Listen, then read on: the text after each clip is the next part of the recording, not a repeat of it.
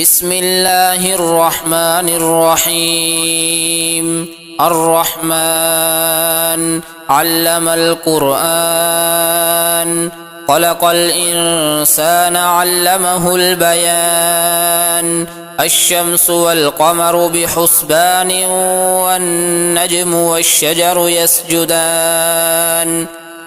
والسماء رفعها ووضع الميزان، ألا تطغوا في الميزان، وأقيموا الوزن بالقسط ولا تخسروا الميزان. والأرض وضعها للأنام، فيها فاكهة والنخل ذات الأكمام، والحب ذو العصف والريحان.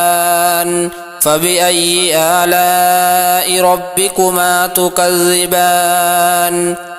خلق الإنسان من صلصال كالفخار، وخلق الجان من مارج من نار. فبأي آلاء ربكما تكذبان؟ رب المشرقين ورب المغربين، فبأي آلاء ربكما تكذبان؟ مرج البحرين يلتقيان، بينهما برزخ لا يبغيان. فبأي آلاء ربكما تكذبان؟ يخرج منهما اللؤلؤ والمرجان. فبأي آلاء ربكما تكذبان؟ وله الجوار المنشآت في البحر كالأعلام. فبأي آلاء ربكما تكذبان؟ كل من عليها فان، ويبقى وجه ربك ذو الجلال والإكرام. فبأي آلاء ربكما تكذبان؟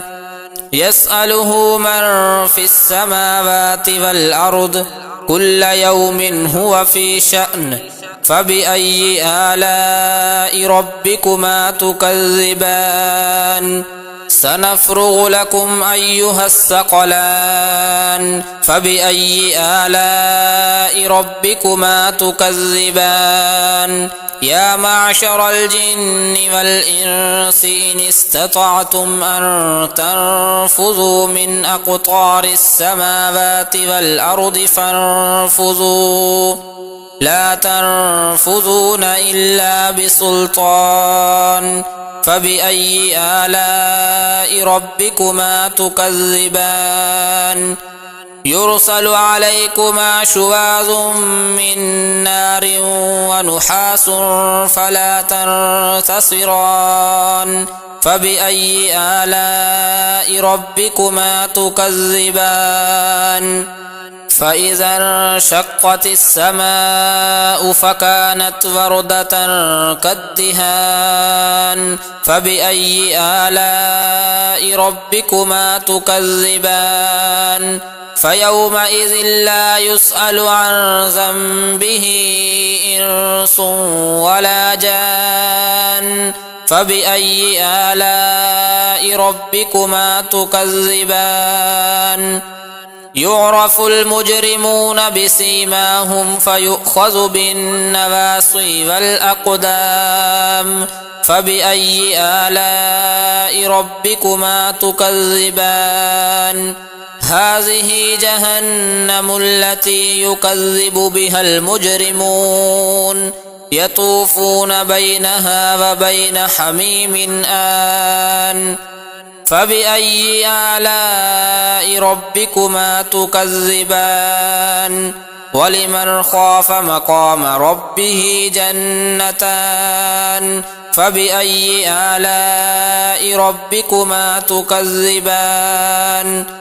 ذواتا أفنان. فبأي آلاء ربكما تكذبان فيهما عينان تجريان فبأي آلاء ربكما تكذبان فيهما من كل فاكهة زوجان فبأي آلاء ربكما تكذبان متكئين على فرش بطائنها من استبرق وجنى الجنتين دان فبأي آلاء ربكما تكذبان فيهن قاصرات الطرف لم يطمثهن إنس قبلهم ولا جان فبأي آلاء ربكما تكذبان كأنهن الياقوت والمرجان فبأي آلاء ربكما تكذبان هل جزاء الإحسان إلا الإحسان فبأي آلاء ربكما تكذبان ومن دونهما جنتان فبأي آلاء ربكما تكذبان مدهامتان